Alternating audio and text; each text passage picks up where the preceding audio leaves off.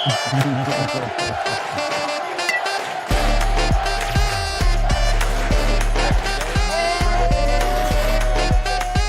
the game on three. 1, 2, 3, respect the game.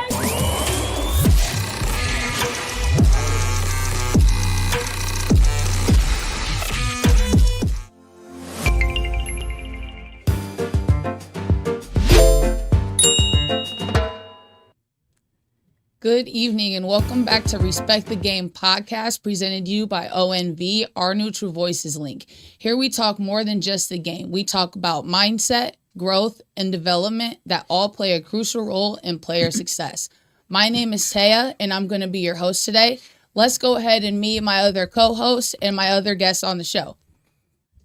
Yes, my name is Michael Ayers. Coach Ayers, it's good to be back. Hey, welcome back, Coach Yes, Ayers. sir. This is Coach Bruce Stevens.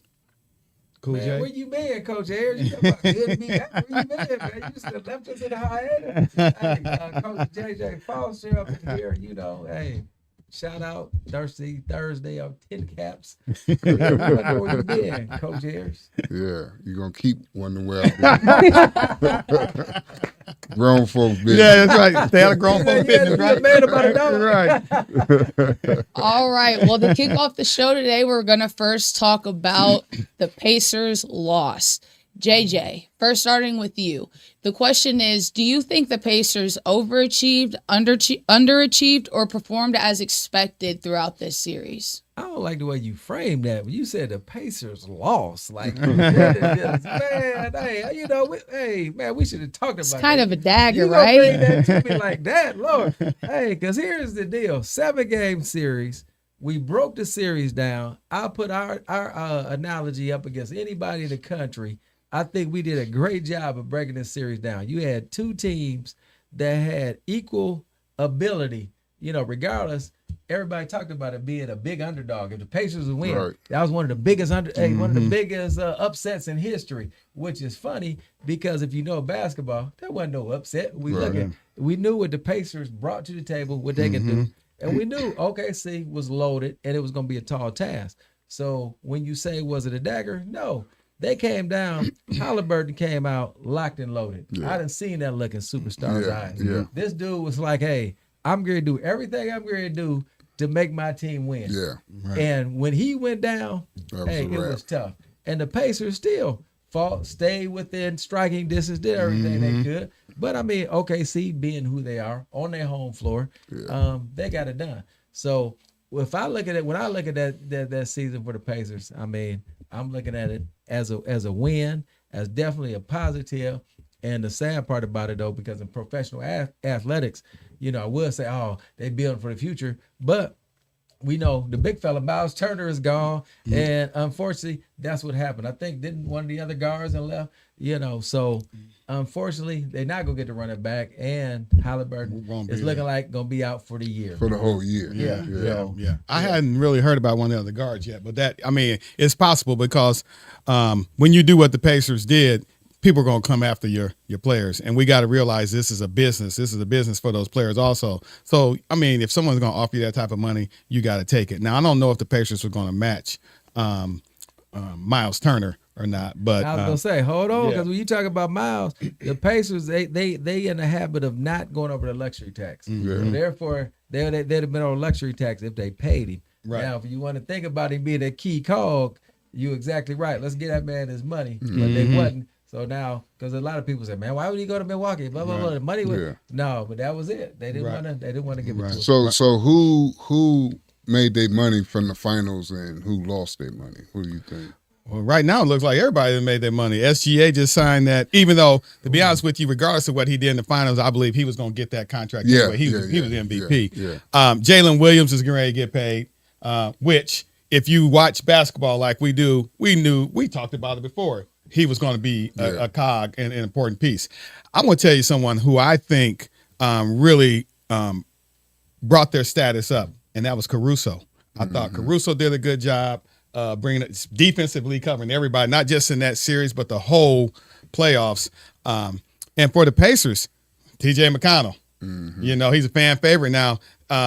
Pacers might be in trouble. They get rid of him. The fans might they treat him like Caitlin Clark. in the sense of, hey, he's a fan favorite. He's locked in though. Yeah, That yeah, black guy exactly. is So, locked in. He's locked in. I thought, hey, Nimhart, he may not have scored like he did, but he had a tough assignment. I thought he played very well. Oh, yeah. So the Pacers are really deep. Now, if you say, in my opinion, they didn't surprise me. We talked about it. We watched the Pacers. I expected them to this to be a close series. But if you look at the records and the way things were, and you look at, the public or the fans, yeah, they probably did overachieve. But I would have been surprised if I had seen anything less from the Pacers. And I'll tell you what, JJ, you hit it. Halliburton came out locked and loaded. And when I watched him, I'm like, oh yeah, this might be something different. Yeah, he was gonna do some damage. Yeah. And when he went down, it just when he fell knocked the air out of him. and he punched the ground, and I could see his face. And then when they showed it again, I've torn both of my Achilles. I said, yeah, he's out. He's done.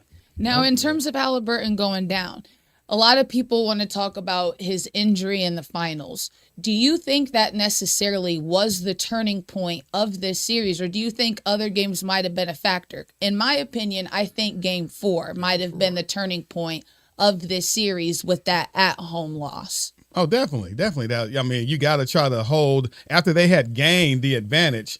Now you got to try to hold it. And if I'm not mistaken, they had a pretty decent lead in that game also, and they came back, right? Mm-hmm. Kind of the same thing how they won the first game. So, it is what it is. All games are important. I don't care what you got to say, no matter what game, they're all important. And there you go. You hit on it. They stole one in Game 1. Right. I'm not trying to hear none of that. We talked about these is two equal teams. I mean, two teams that's going to grind. They're going to compete till the end. Yeah. And so, therefore, I'm not caught up in Game 4. I mean, yeah, OKC did what they had to do. Right. I don't want to hear it. They were supposed to do that. Correct. Yes, It wasn't exactly. about the Pacers collapse. Yeah. I'm not hearing that. Pacers pushed this to a Game 7, which They were supposed to do that. Correct. You thinking they're going to a Game 7, Right. and a key call got injury. Yeah. Period, point blank. Now, JJ, you mentioned equal teams. Do you guys all agree with this statement in terms of OKC having the MVP? You talking about Shai Shai Gilgeous? Gilgeous? Oh, yeah. Do you think the Pacers and OKC were equal teams considering OKC had the MVP? Yeah, because there's years when you have the MVP and they don't even make it to the playoffs. So Yeah. I see what you're saying, though. I definitely get what you're saying, but it's more. and I think the OKC was the better team. But hold back. Yeah, exactly. To your point, they've got the MVP. John Williams is all NBA. Or Jalen. Jalen Williams is all NBA. They had the better team. Chet Holmgren. They were more decorated. Yes. Great. Hey, you a great moderator. That's Yep. that's beautiful bringing that up.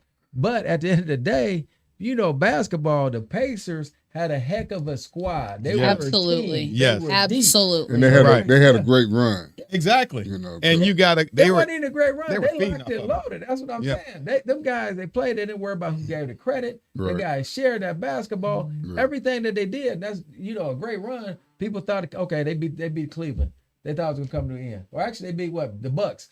They thought, oh yeah, that's a run. Then you get to Cleveland, it's about to be the end. No, they beat them. Then they Then beat they beat the Knicks. Oh, they're not gonna beat the Knicks. Yeah, they beat the Knicks. Man, Bucket run. Them cats, they was deep. They was locked and loaded. Yeah. Yeah, But if you look at it in a sense, and this is how the NBA works, the Pacers were underachievers during the season because I expected them to be better than what they were. Yes. But again, it's 82 game a long regular season. season. You just got to play well enough so you can get healthy. You're healthy Yeah. enough. You go into the playoffs, and then hey, all hell breaks loose. They did what But they hold had on, to do to you get say there. underachievers. I just said it right here on this set. You think about how they called the regular season True. and how they called the playoffs. Right.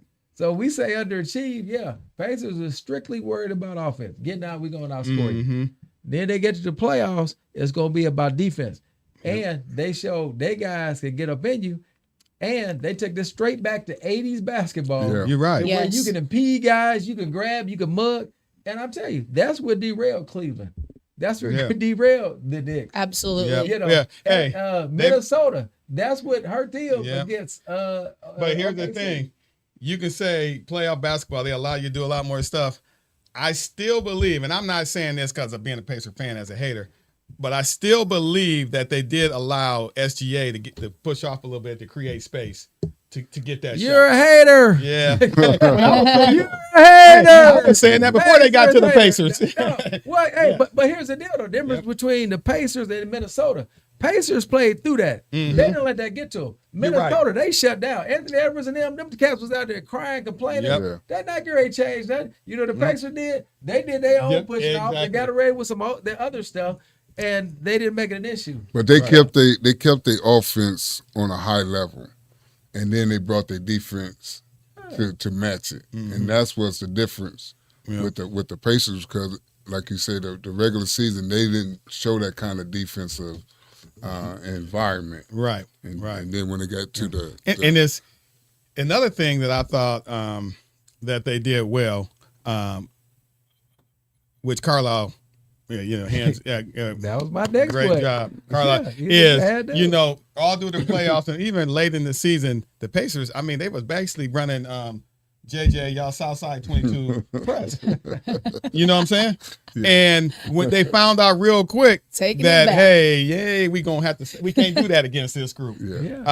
And we just got to play straight up man, and we got to stay up in them. And that helped them. So, basketball is about adjustments. I don't care at what level you're Absolutely. at. And I thought Coach did a great job. Exactly. I think they did it. And hey, so did the coach for OKC, because remember he had took Chet, not Chet, but he took what's the big fella, the 7-footer. He took him out of the lineup and he put in Casey. Yes, and put in Casey Wallace.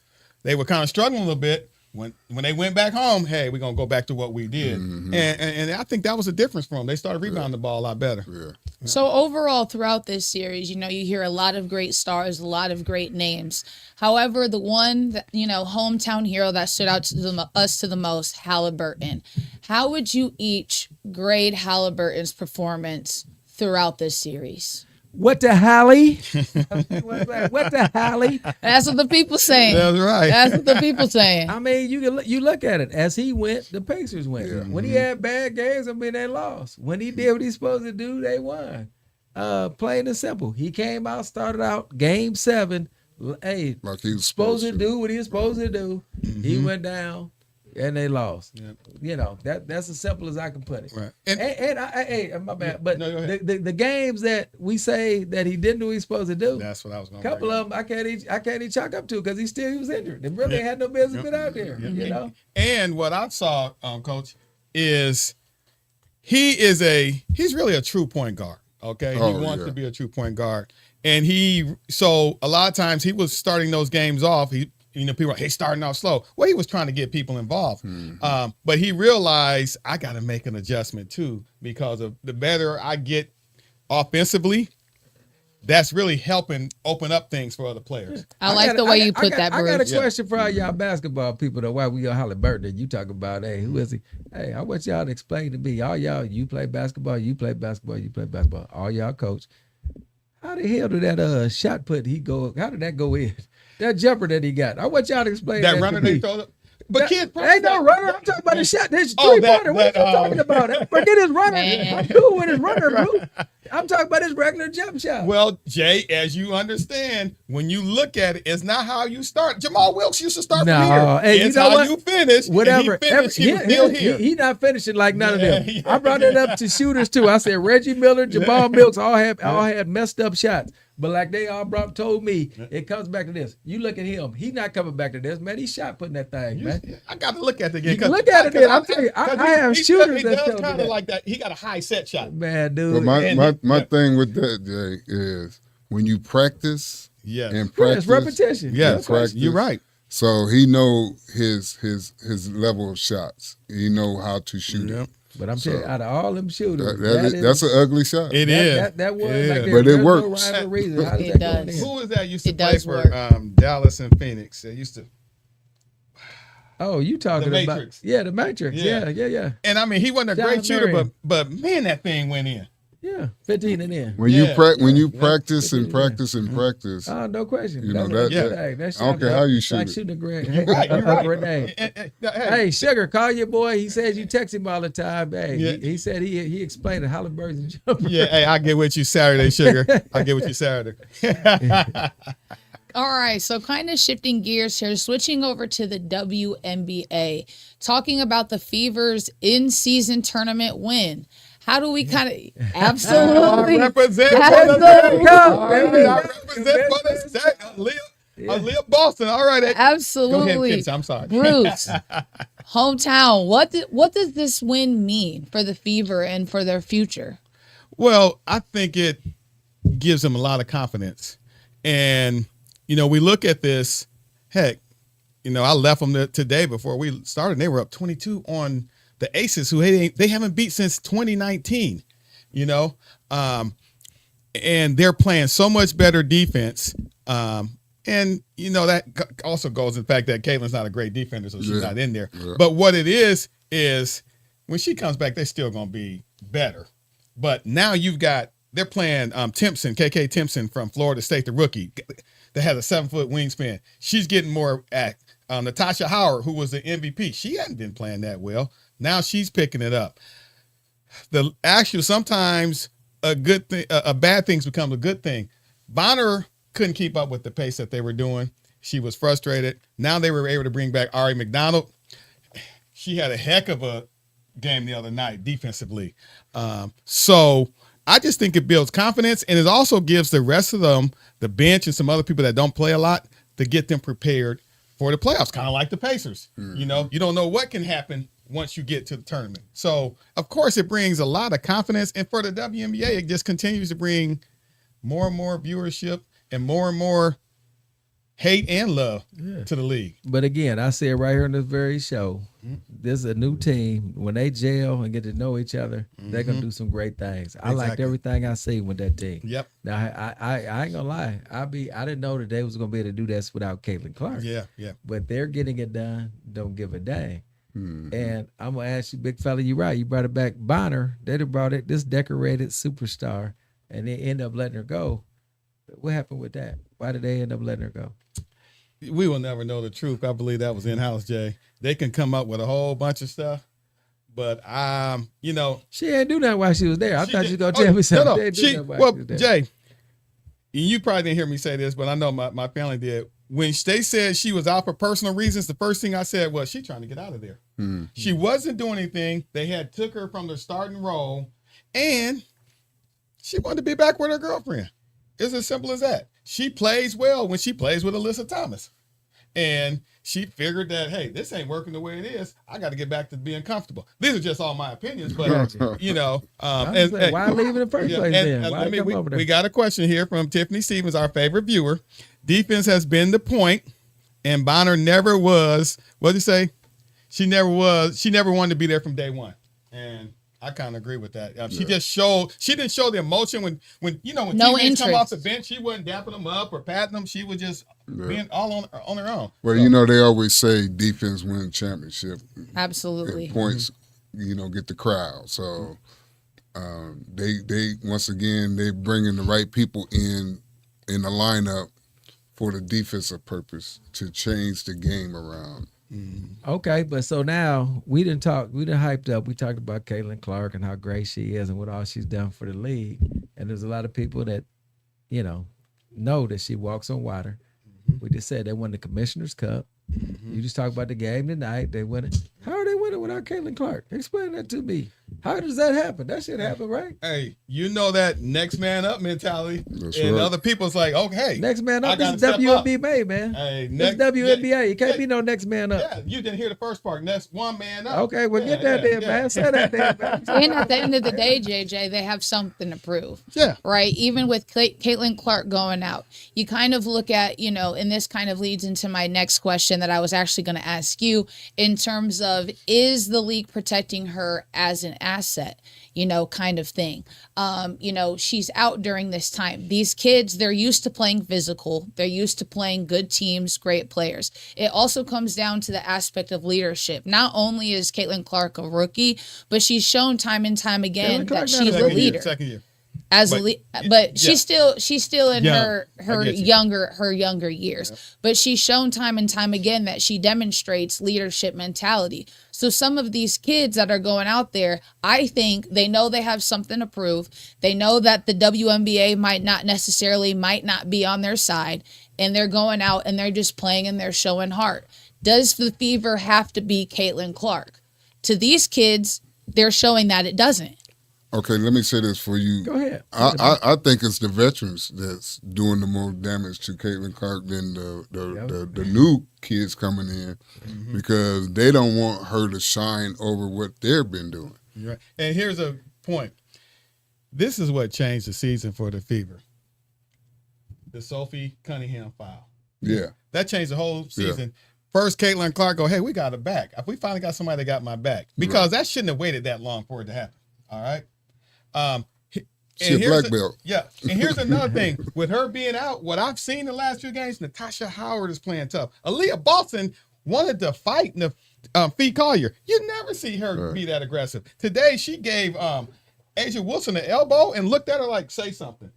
They're being tougher inside. And they used to rely on Caitlin and Kelsey Mitchell from the outside, and they wouldn't throw the ball that much in, even though Caitlin did have some nice pick and rolls with Aaliyah Boston. But now they're working inside out. Yeah. And Mitchell is getting open shots. So when that comes back, you know, what really helps, and I know people were talking about what Caitlin's been on the shooting streak or slump or whatever. Well, you got to look how they play her.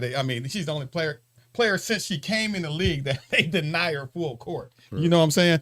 So that helps the team. So I think what they're doing now, I think they're just going to get better, and they're playing better defense. They used to play her, almost 40 minutes a game. Now they're actually resting her because they got confidence in the other players.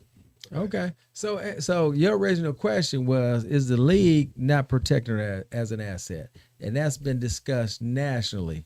So, you know, that's funny to me because, we've had, if you want to go to the NBA side, Michael Jordan come in. Jordan rules. Yeah. You know, Shaq, Hacker Shaq, and all the stuff that he's had to go through. And people had to figure it out. But the fact that now we're WNBA and it's Caitlin Clark, now it becomes a national debate. Is the league not... I ain't heard nobody talking about, is the league not doing enough to protect Jordan? Is the league not doing enough to protect Shaq? Is the league not doing enough to protect Kobe or Iverson? No, guys figured out. And you talked about Caitlin Clark's toughness and this, that, the other. But again, you know, as I've stated on here, you get so many people, like I said, eyes that don't know about the game. And that's they being mean to her. Hey, she done raised this, and they'll point out all the stats that we already know. She's got them flying private jets. Yeah. She's got the revenue up with the gate, all that. So now all of a sudden, is the league not doing what they're supposed to do? Man, at the end of the day, this is still professional athletics. She's a competitor. You know, I haven't heard Caitlin Clark speak out about any of that. She just go out, make her adjustments in ball. And now she do some crying. I think I told you, I said, and first of all, Caitlin Clark tough enough to handle it. Yeah. She's had to handle this. Even in college, they came at her like that. So now I understand she might be tough enough to handle it, but according to the referee rule book, anything above the neck is considered a flagrant foul. There has been times where Caitlin Clark, she's been brushed in the nose. Yeah, she's been brushed in the face. It's been let go, JJ. By the referee rule book, any contact above the neck is a flagrant foul. And gave Mabry some raised their fine and talked about it should have been flagrant too. That would have butt a neck. She just checked her. Knocked her down. What was the butt of neck on that? Yeah, but that play was over with. That's why that. My point is, what you made during action. Yeah, exactly. Yeah, that's what I mean. So y'all don't think she be crying? She what? She be crying? No, she be flopping. She be flopping, but she be talking. She be crying. Hold on now. I didn't say she couldn't handle it. I'm just saying that she be crying. Who don't? That's my point. Who don't? I'm just saying, you know, y'all talk about, now I'm on the other side of this because she get the same treatment anybody else because they don't want her to be the scorer when they playing the Pacers. So yeah, they're gonna be rough on her. They're gonna be tough on her. But Yeah, she be crying as, like you say, everybody else be crying. Yeah. And, Don't act like she out there taking the bumps and don't say nothing. yeah, and she's supposed to say something. I didn't say that. Yeah, I didn't say that. I'm just saying. Yeah, she cries. Okay, and, let's let it be known. I'm just saying, let's let it be known. Because you said Jordan rules, but as soon as Jordan cried and they won, guess what happened? Hey, You couldn't touch him no more. correct. Yeah. Yeah, So that changed. superstars gonna cry. Kobe cried. Shaq cried. That's part of the game. They complain about. They say LeBron cry all the time. Yeah. But I do like old girls backing her up. Oh, definitely. You got to. And let everybody know in the league, you would not be doing anything to her from now on. So, remember this. Last year, this same type of stuff happened to her. Nobody came to her. Right. That's why. They didn't want her in the league. They didn't want her in the league last year. That's why Alyssa Smith, hey, you're going to have to go. Sorry. She didn't back her up.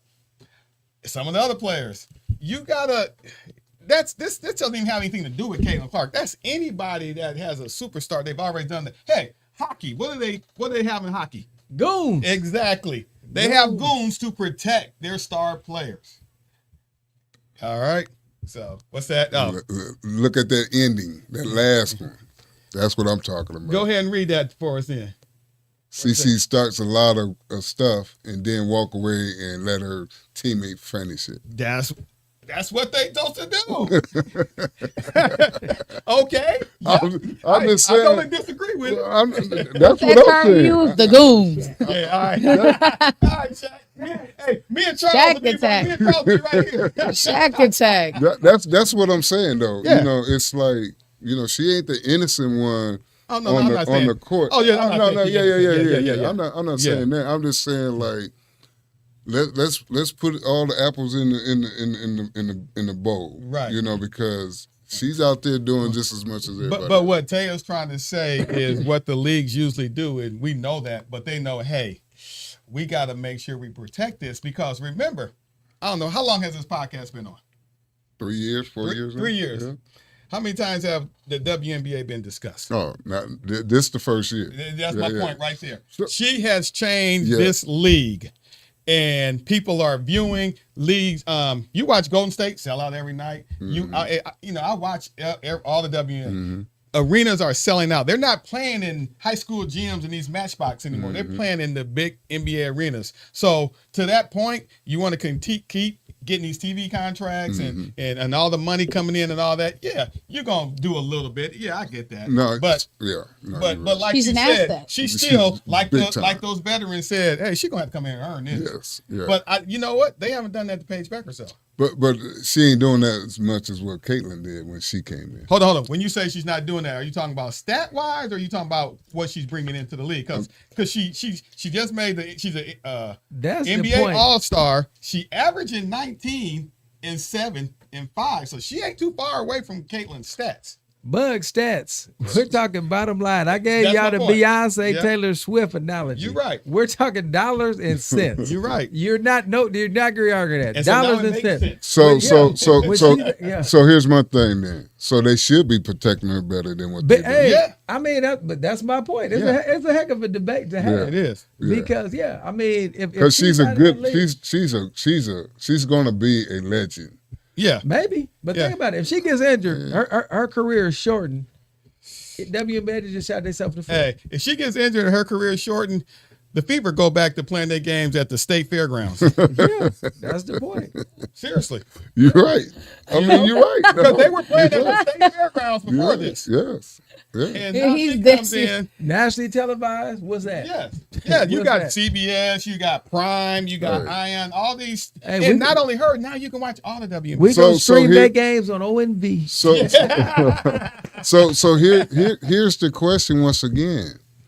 Why are not the other NBA players working with her, trying to keep things going to better their legacy? Because they starting to get paid now because of what's been going on with CC. That's the big issue. So they should be smart enough to start We You know, in working- fact, you wasn't here. We brought up an analogy of Tiger Woods and golf, and Okay. he went through the same stuff. Yeah. And that's exactly what you. Man, he bring all the purses, his raised, everything. Yep. You should Yes. be on board. The only difference, see, golf is an individual sport, Yeah. Right. so it's easy for them to come on board. Yeah. But see, basketball, I go out there and compete against you. Yeah. In the back of your right. mind, I don't care who they think you Yeah, are. I'm Blah blah good. blah. I gotta tell you, that's it. Yeah, right no, there. I agree. I'm not disagreeing with that.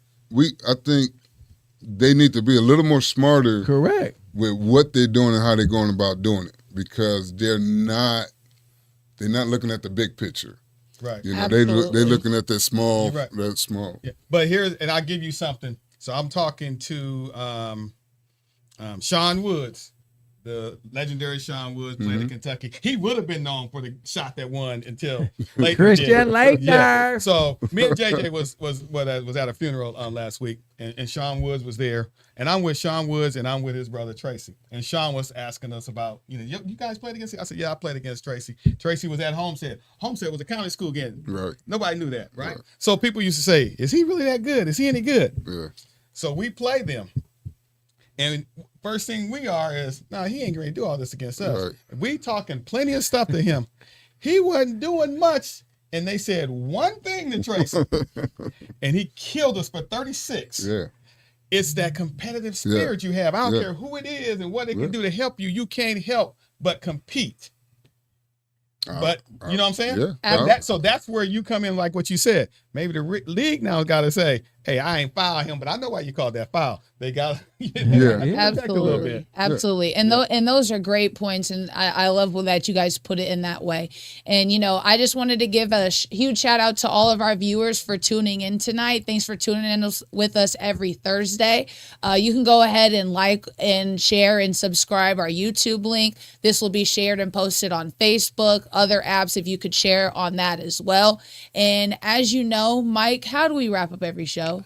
Well, before we wrap it up, I just want to say I want to give a shout out to Respect the Game basketball program that I'm over, and our teams went down to Lafayette and won some championships and came runner up in a couple. These young men are doing a fabulous job on and off the court. They're doing things that other coaches and program organization are watching our kids being respectful.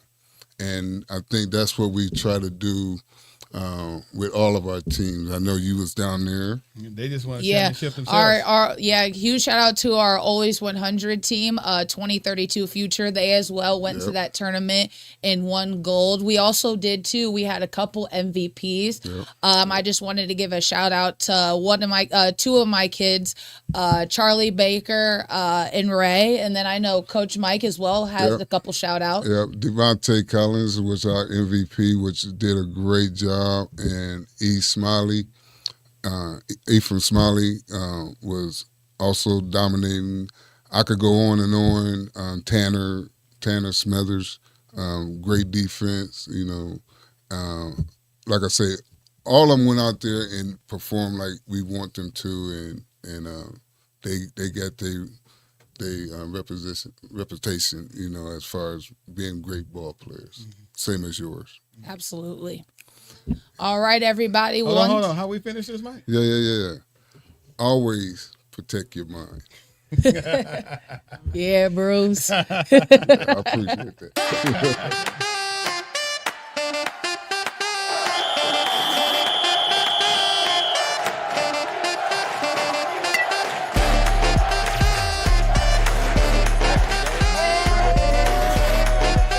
Respect the game on 3. 1, 2, 3, respect the game.